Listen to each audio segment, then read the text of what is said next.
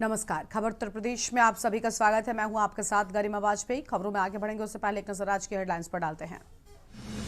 CM योगी ने छोटे अपराधों में ओपन जेल मॉडल अपनाने के दिए निर्देश। कहा पेशेवर अपराधी माफियाओं को जेल में ही रखें। यूपी में पहली बार पंचायत चुनाव तक प्रधान रहेंगे प्रशासक। बड़े फैसले नहीं ले पाएंगे, डीपीआरओ को प्रस्ताव भेजेंगे, जेएम से मंजूरी लेनी होगी।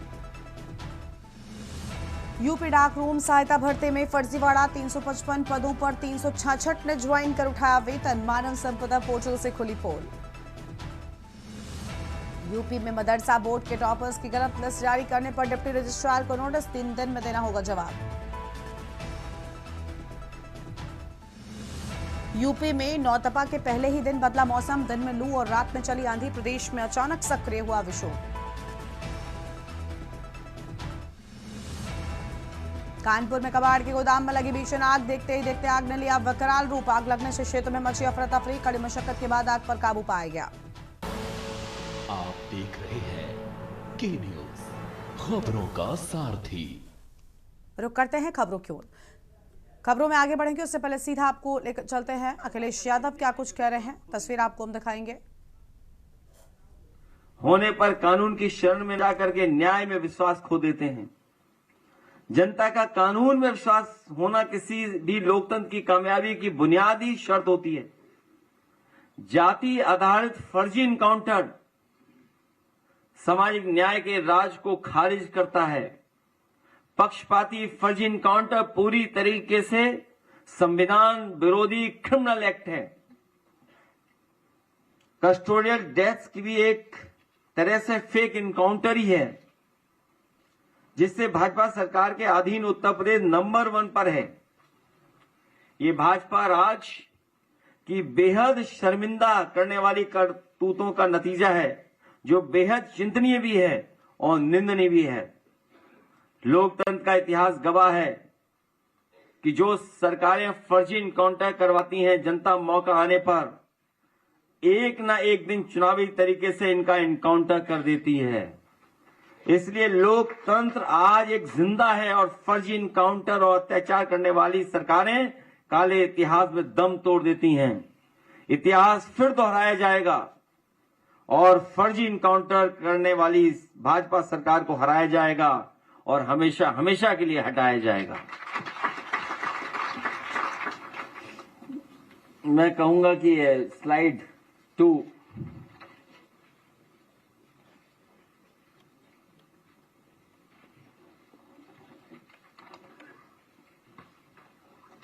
ये मैंने तारीख भी लिखी है। ये ग्राफ कब का है? 2024 का। और मैंने सवाल पूछा था कि यूपी में फर्जी पुलिस इनकाउंटर का निशाना कौन बन रहा है। ये ग्राफ बता रहा है कि फर्जी इनकाउंटर का निशाना किसको बनाया जा रहा है। पीडीए पे सबसे ज्यादा, अदर्स में भी, क्योंकि वो गोलमाल कर रहे हैं, वो भी पीडीए ही है, और जो डेटा नहीं दे रहे हैं वो भी 42% है। तो आखिर सरकार किसके लिए डेटा छिपा रही है, किसके लिए नाम छिपा रही है?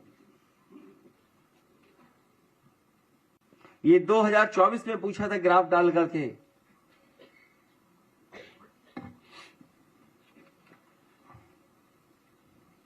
और अगर आप डेटा बहुत करीब से देखेंगे तो बड़ी संख्या में पीडीए समाज के लोग निकलेंगे। नेक्स्ट, मैंने 2024 में ये बात पूछी थी। ये फेक इनकाउंटर की कार्रवाई कौन कर रहा है, उसका भी ग्राफ आपके पीछे है। उत्तर प्रदेश की एसटीएफ पोस्टिंग का 2024 का डेटा दिया था मैंने। पीडीए की फेक इनकाउंटर हो रहा है, करने वाले कौन हैं, वो भी ग्राफ आपके पीछे है। नेक्स्ट,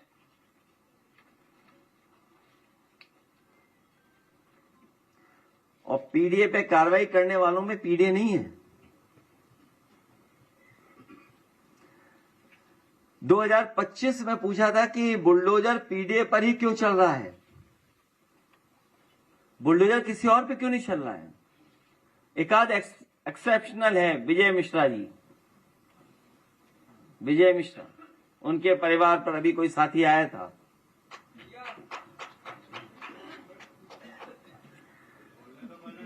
जाति देख करके चलता है बुलडोजर।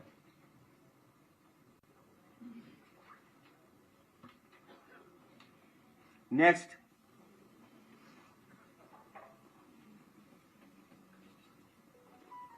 ये फर्जी इनकाउंटर जब शुरू हुआ था 2017 से, मैं बता रहा हूं आपको। आप ये लिस्ट देखिए किस वर्ग के ये सभी नाम हैं। ये नाम नहीं है, ये परिवार और जिंदगियां हैं जिनकी ली है जान इन्होंने। हिरासत में मित्रों की भी लंबी लिस्ट है। इसी तरह बुलडोजर ध्वस्तीकरण की भी लिस्ट है लंबी, पीडीए ही है उसमें।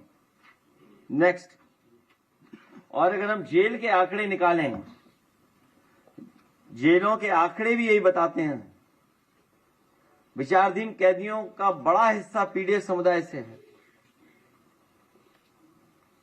जो अंडर ट्रायल कैदी हैं उसमें सबसे ज्यादा पीडीए समाज के हैं।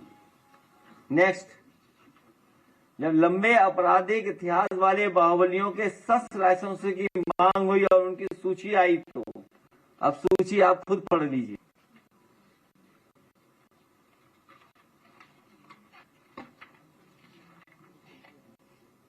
सूची तो पढ़ ली होगी या किसी से पढ़ा सूची? अध्यक्ष जी पढ़ देंगे सूची बाद में, अभी नहीं, बाद में पढ़ देना। नेक्स्ट, और रहा बचा यहां है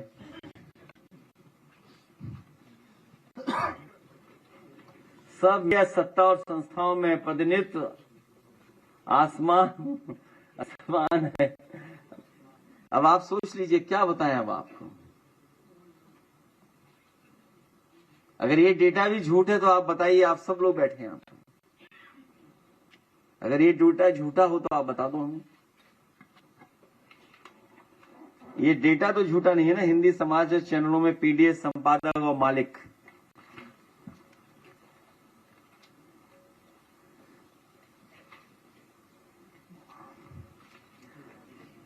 ये नेक्स्ट पढ़ाइए डेटा। और फिर हमारे साथ गाजीपुर के भी राम आसिफ विश्वकर्मा जो डेलीगेशन लेकर के गए थे जब बेटी के साथ अन्याय हुआ था,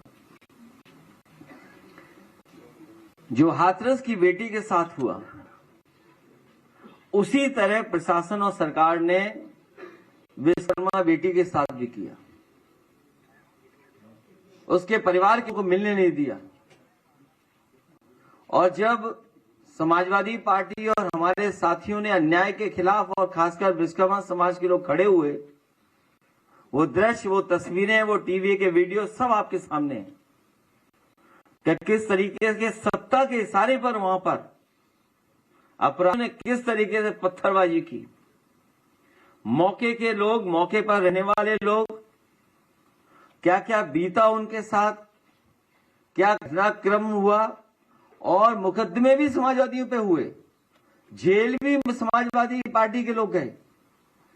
समाजवादी साथी सत्या कई दिनों जेल में डाले गए और उनके साथ जो व्यवहार हुआ है वो आप कल्पना नहीं कर सकते।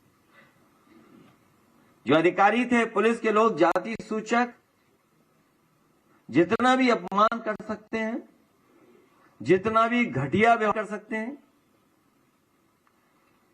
इन लोगों के साथ हुआ है। इस सरकार में न्याय मिलना मुश्किल है। न्याय तभी मिलेगा जब भारतीय जनता पार्टी हमेशा हमेशा के लिए उत्तर प्रदेश से हटाई जाएगी। तो पहले ये हमारे नेशनल ह्यूमन राइट कमीशन जो डेटा है इनके पास, एक बार डेटा पढ़ देंगे और उसके बाद राम विश्वकर्मा जी या सत्या बात कहेंगे। और उसके बाद हमारे पास एक सूची और है, वो अध्यक्ष जी नाम पढ़वा दीजिएगा, फिर प्रेस के लोग सवाल कर सकते हैं आखिरी में। ठीक, पढ़वाइए, हम खड़े हैं यहां तब तक। नहीं पढ़ा दो, जाओ गजेंद्र।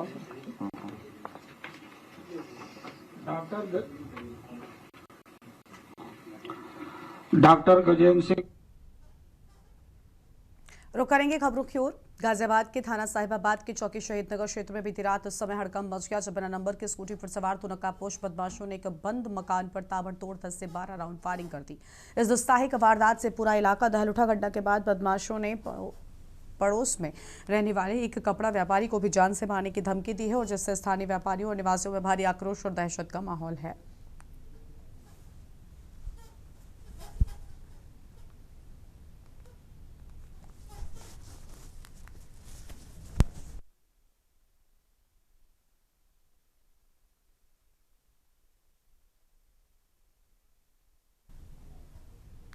रामनगरी अयोध्या में गंगा दशहरा के शुभ मौके पर एक अद्भुत और विहंगम दृश्य देखने को मिला और इस पावन पर्व पर मां सरयू के तट को 11,000 दीपों की रोशनी से जगमगाया जाएगा और इस बार की महाआरती बेहद खास होने जा रही है, जिसके लिए सरयू घाट पर तैयारियां पूरी कर ली गई हैं।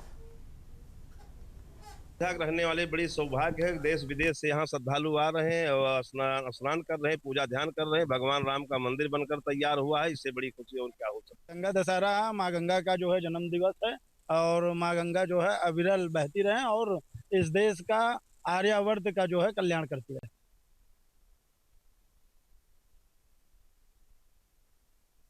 आगरा लखनऊ एक्सप्रेसवे पर एक बार फिर से रफ्तार का कहर देखने को मिला और आज थाना क्षेत्र में आगरा से लखनऊ जा रही एक तेज रफ्तार डबल डेकर बस अचानक ही अनियंत्रित होकर पलट गई। इस दर्दनाक हादसे में 6 यात्रियों की मौके पर ही मौत हो गई जबकि दर्जनों लोग गंभीर रूप से घायल हो गए। बताया जा रहा हादसे के वक्त बस में करीब 45 यात्री सवार थे। डबल डेकर बस आगरा से सवारियां लेकर लखनऊ की ओर जा रही थी। जैसे ही बस और आज थाना क्षेत्र के अंतर्गत एक्सप्रेसवे पर पहुंची, चालक ने वाहन से नियंत्रण खो दिया। रफ्तार तेज होने के चलते बस पूरी तरीके से अनियंत्रित हो गई। डिवाइडर से टकराते हुए एक्सप्रेसवे पर ही पलट गई।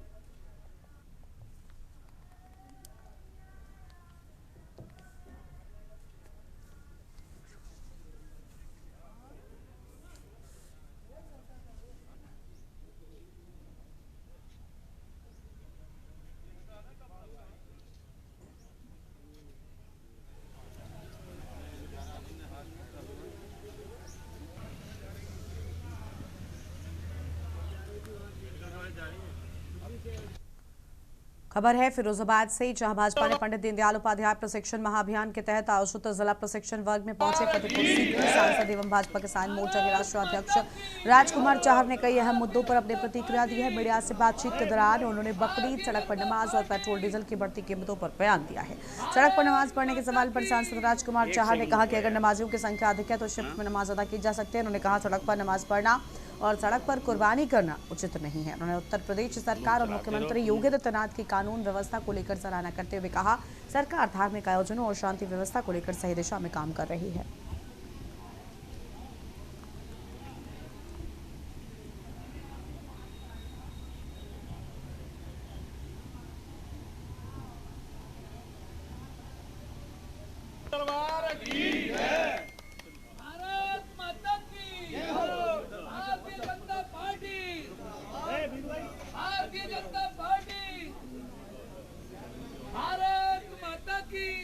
एक सेकंड रुको यार।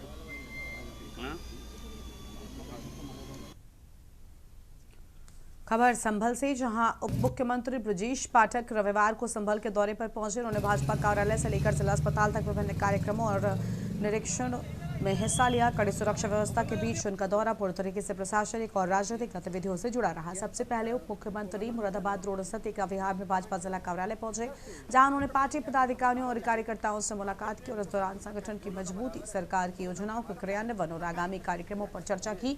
इसके बाद डिप्टी सीएम ने संभल जिला अस्पताल का निरीक्षण भी किया।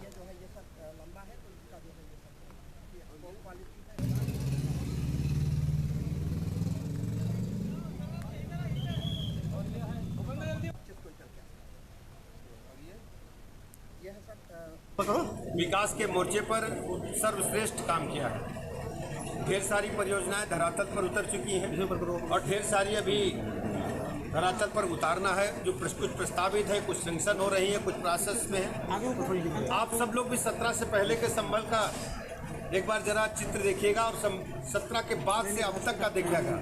इन 9 वर्षों में आमूलचूल परिवर्तन हो चुका है। कानून व्यवस्था के क्षेत्र में बहुत अच्छा काम हुआ है। यहाँ की जिलाधिकारी पुलिस अधीक्षक महोदय ने टीम भावना के साथ पूरे जिले के अधिकारियों को लेकर अच्छा काम किया है। और बिजली के मामले में गर्मी के सीजन में लोगों को दिक्कत ना आए, हमने यहाँ के जो एसी आइडियल है उनको कहा है कि हर स्थिति में कोई भी विद्युत समस्या आ नहीं पाए। औरैया के दिव्यापुर क्षेत्र में हरचंदपुर रजवाहा पर निर्माणाधीन पुलिया को हटाने पहुंचे सिंचाई विभाग की टीम और ग्रामीणों के बीच विवाद हो गया। मामला इतना बढ़ गया कि दोनों पक्षों में हाथापाई और झड़प हो गई। इस झड़प में जूनियर इंजीनियर राजीव कुमार के मुंह में गंभीर चोट आई है, तो वहीं ग्रामीणों का आरोप है उन्होंने आने जाने की सुविधा के लिए चंदा जुटाकर ये पुलिया बनाई थी और जिसे हटाने का विरोध किया जा रहा था। घटना की सूचना पर पुलिस मौके पर पहुंची और किसी तरीके से दोनों पक्षों को शांत कराया गया है।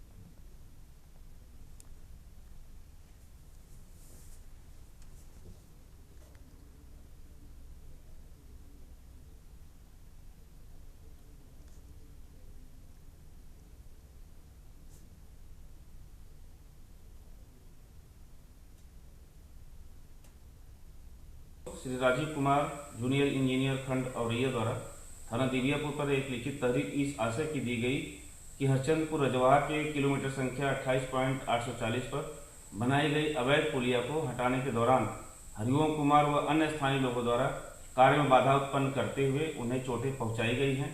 स्थानीय पुलिस द्वारा तत्काल संज्ञान लेकर तहरीर के आधार पर एक नामजद व अन्य अज्ञात लोगों के विरुद्ध सुसंगत धाराओं में अभियोग पंजीकृत कर लिया गया है। वीडियो फुटेज के आधार पर अन्य आरोपियों की पहचान कराई जा रही है। जल्द ही पहचान कराकर आरोपियों की गिरफ्तारी सुनिश्चित कर ली जाएगी।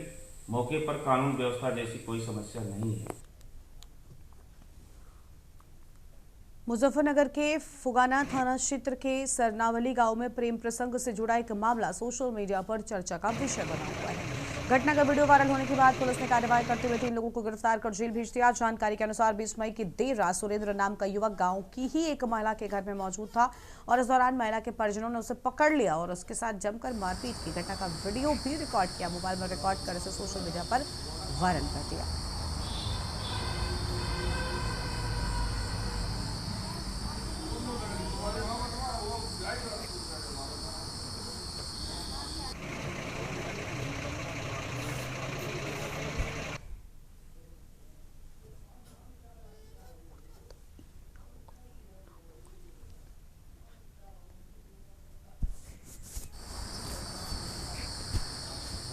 एक वीडियो सोशल मीडिया पर वायरल हुआ था, जिस वीडियो की जांच की गई तो जांच के दौरान ये तथ्य प्रकाश में आए कि थाना फुगाना क्षेत्र के ग्राम सरनावली से कुछ लोगों के द्वारा एक व्यक्ति के साथ मारपीट की जा रही है। और जब इसकी जांच की गई तो जांच के दौरान यह तथ्य प्रकाश में आए कि सरनावली के रहने वाले सुरेंद्र सन ऑफ ब्रह्म सिंह का अपने ही गाँव की एक महिला के साथ प्रेम प्रसंग था और जिसमें रात्रि में 20/21 की रात्रि में सुरेंद्र उस महिला के घर आया था, जिसका उसके परिजनों के द्वारा आपत्ति की गई। मेरठ के कंकरखेड़ा थाना क्षेत्र में उस समय हंगामा हो गया जब पुलिस गैंगस्टर एक्ट के मामले में गांजा तस्कर मोहित को गिरफ्तार करने पहुंची। गिरफ्तारी के दौरान आरोपी ने विरोध करते हुए हंगामा खड़ा कर दिया। पुलिस पर प्रताड़ना का आरोप लगाने लगा और जानकारी के अनुसार आरोपी मोहित गिरफ्तारी से बचने के लिए घर का गेट बंद कर अंदर ही बवाल करता रहा। इस दौरान उसने महिलाओं को आगे कर पुलिस कार्रवाई से बचने की भी कोशिश की। कड़ी मशक्कत के बाद पुलिस ने मोहित को बमुश्किल गिरफ्तार किया। आरोपी के खिलाफ गैंगस्टर एक्ट सहित अन्य मामलों में कार्रवाई की जा रही है। थाना पुलिस द्वारा अटक प्रयास कर इसके बाद में गिरफ्तारी सुनिश्चित की गई थी। लेकिन थाना कंगरखेड़ा की पुलिस जब गैंगस्टर अधिनियम के वंचित अभियुक्त जिसका नाम मोहित गोस्वामी है, इसको पकड़ने गई थी। ये उस संबंध में ये वीडियो है। मैं बताना आवश्यक समझता हूँ कि ये जो अभियुक्त था, इसके ऊपर व्यावसायिक मात्रा में गांजा रखना, साथ में उसका तस्करी करने का अभियोग सन 2025 में पंजीकृत किया गया था। वीडियो में जिस व्यक्ति की आवाज आ रही है ये खुद अभियुक्त की ही है और थाना पुलिस द्वारा अटक प्रयास कर इसके बाद में गिरफ्तारी सुनिश्चित की गई थी। देखिए, थाना कंगरखेड़ा की पुलिस जब गैंगस्टर अधिनियम के वंचित अभियुक्त जिसका नाम मोहित गोस्वामी है, इसको पकड़ने गई थी। ये उस संबंध में ये वीडियो है। मैं बताना आवश्यक समझता हूँ कि ये जो अभियुक्त था, इसके ऊपर व्यावसायिक मात्रा में गांजा रखना, साथ में उसका तस्करी करने का अभियोग सन 2025 में पंजीकृत किया गया था। वीडियो में जिस व्यक्ति की आवाज आ रही है ये खुद अभियुक्त की ही है और थाना पुलिस द्वारा अथक प्रयास कर इसके बाद में गिरफ्तारी सुनिश्चित की गई थी। देखिए, थाना कंगरखेड़ा की पुलिस जब गैंगस्टर अधिनियम के वांछित अभियुक्त जिसका नाम मोहित गोस्वामी है इसको पकड़ने गई थी, ये उस संबंध में ये वीडियो है। मैं बताना आवश्यक समझता हूँ कि ये जो जौनपुर में 1 लाख रुपए के इनामी बदमाश रवि यादव के पुलिस मुठभेड़ में ढेर होने के बाद माहौल तनावपूर्ण हो गया। घटना के बाद पोस्टमार्टम हाउस से लेकर अंत्येष्टि स्थल तक परिजनों ने जमकर विरोध प्रदर्शन किया और पुलिस पर गंभीर आरोप लगाया। मामला लाइन बाजार थाना क्षेत्र स्थित रामघाट का बताया जा रहा है, जहां अंतिम संस्कार के दौरान परिजनों और पुलिस के बीच धक्का मुक्की हो गई। नोकझोंक की स्थिति तक बन गई। इस दौरान परिजनों ने पुलिस कार्रवाई पर सवाल उठाए, गंभीर आरोप लगाए। मौके पर तनाव को देखते हुए अतिरिक्त पुलिस बल भी तैनात किया गया है।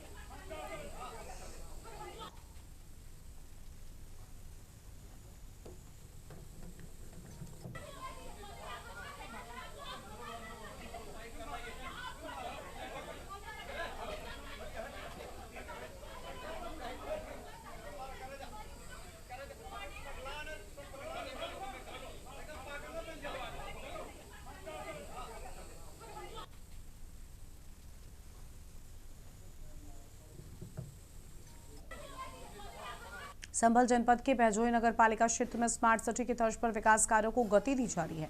नगर पालिका प्रशासन ने शहर की सफाई व्यवस्था सुधारने के लिए विशेष अभियान चलाते हुए नालों पर किए गए अवैध अतिक्रमण को हटाने की कार्रवाई तेज कर दी है। जेसीबी मशीनों की मदद से विभिन्न इलाकों में नालों के ऊपर बने चबूतरे कब्जों को हटाया गया। अधिकारियों के अनुसार अतिक्रमण से जल निकासी बाधित होती है, जिससे बारिश के दौरान जल भराव की समस्या बढ़ जाती है। अभियान के दौरान कई लोगों के चालान भी किए गए। सख्त चेतावनी दी गई कि आगे भी कार्रवाई जारी रहेगी। स्थानीय लोगों ने इस पहल का स्वागत करते हुए कहा कि इससे शहर की सफाई व्यवस्था और स्वरूप में सुधार दिखाई दे रहा है।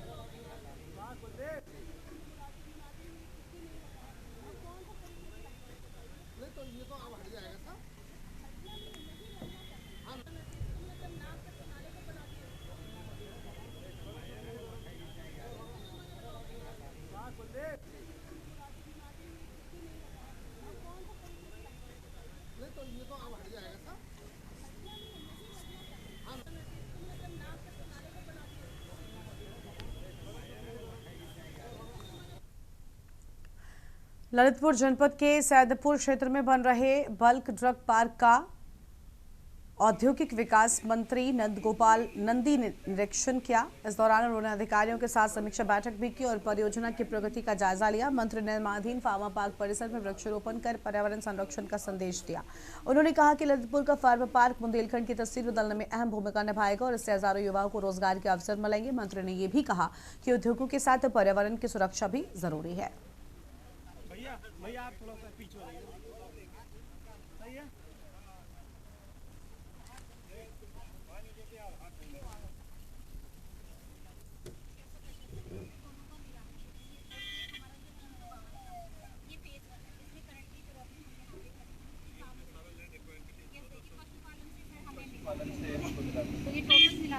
जनमानस बहुत खुश है कि बुंदेलखंड में इतना, झांसी और ललितपुर में जिसको एकदम अछूता छोड़ा हुआ था उसमें इतना विकास हो रहा है। तो निश्चित रूप से आने वाला दिन, आने वाला जो हमारा समय है बुंदेलखंड वासियों के लिए बहुत अच्छा है।